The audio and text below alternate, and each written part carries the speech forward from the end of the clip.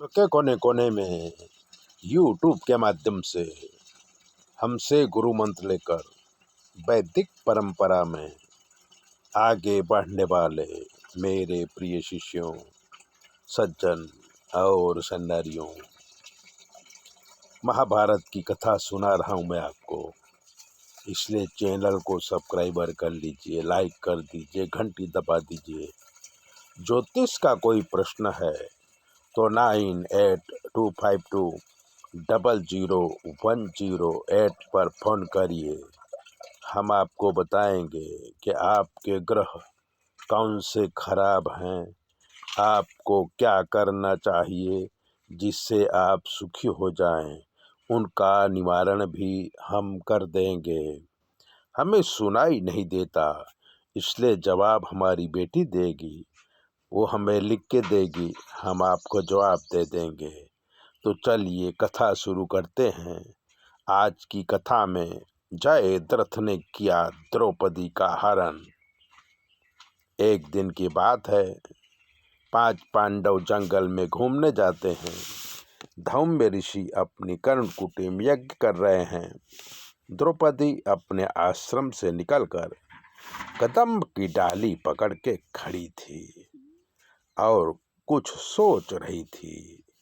उसी समय सिंधु देश के राजा जयद्रथ विवाह करने के लिए साल्व देश जा रहे थे। उनके साथ पूरी सेना थी।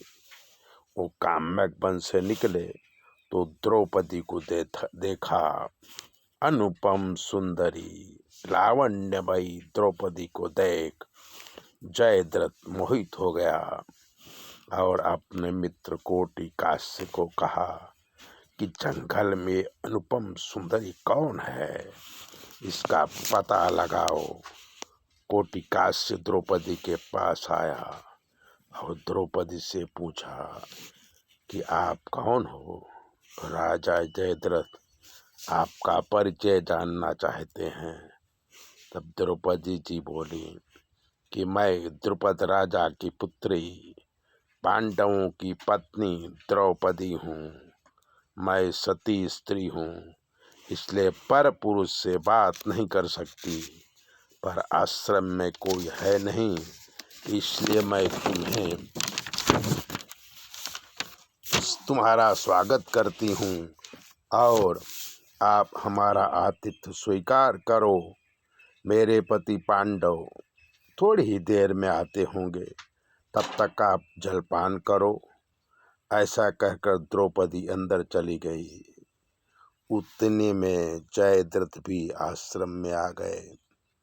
कोटि काश्य ने कहा कि ये पांडवों की पत्नी द्रौपदी है। तब तक द्रौपदी जलपान लेके आई। जयद्रथ बोला कि मैं पांडवों को जानता हूँ, वो राज्य से पदभ्रष्ट कर दिए गए हैं। अब तुम अपनी सौंदर्य को जंगल में नष्ट न करो और मेरी पत्नी बनकर मुख्य रानी के रूप में राज करो। द्रौपदी क्रोधित हो गई कि तुम भाग्यशाली हो, पांडव यहाँ पर नहीं हैं, वरना तुम्हारी जीभ खींचकर अभी तुम्हें मार डालते। तब जयद्रथ द्रौपदी का हाथ पकड़ के जबरदस्ती रथ में बिठा लिया और आश्रम से भागने लगा। द्रौपदी जोर जोर से विलाप करते हुए पांडवों को याद करने लगी। युधिष्ठिर को शंका हुई तो दौड़ते हुए सभी आश्रम में आए। धौम्य ऋषि ने बताया कि जयद्रथ द्रौपदी का हरण करके ले गया है। युधिष्ठिर ने भीम, सहदेव, नकुल, अर्जुन को द्रौपदी को ढूंढने के लिए भेज दिया। वो लोग थोड़े ही दूर पर द्रुपद को पकड़ लिए। भयंकर युद्ध हुआ।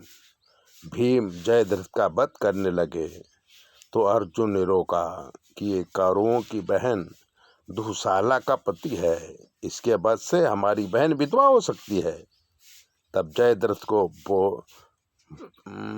बांध के युधिष्ठिर के पास लाया गया। युधिष्ठिर हंसते हुए जयद्रथ से बोले कि ऐसे भूल कभी नहीं करना, और भीम को कहा इसे छोड़ दो।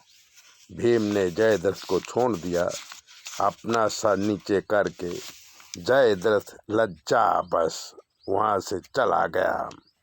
पर बहुत चिंता थी, इसलिए हरिद्वार जाके शिव साधना किया। भगवान प्रकट हुए, तब उसने पांडवों को हराने का वरदान मांगा। भगवान शंकर बोले कि पांडवों को हराना असंभव है, पर अर्जुन के सिवाय 4 पांडवों को तुम एक दिन के लिए हरा सकते हो। ऐसा कह के शंकर भगवान अंतर्ध्यान हो गए। ये है महाभारत की माया। मित्रों, चैनल को सब्सक्राइबर कर लीजिए, लाइक कर लीजिए, और अगर आपके जीवन में कोई कष्ट है तो 9825200108 पर फ़ोन कर लीजिए। हम आपको बताएंगे कि आपके जीवन में क्या कमी है और आपको क्या करना चाहिए। चैनल सब्सक्राइबर जरूर करें। जय भोले, अपना ध्यान रखें।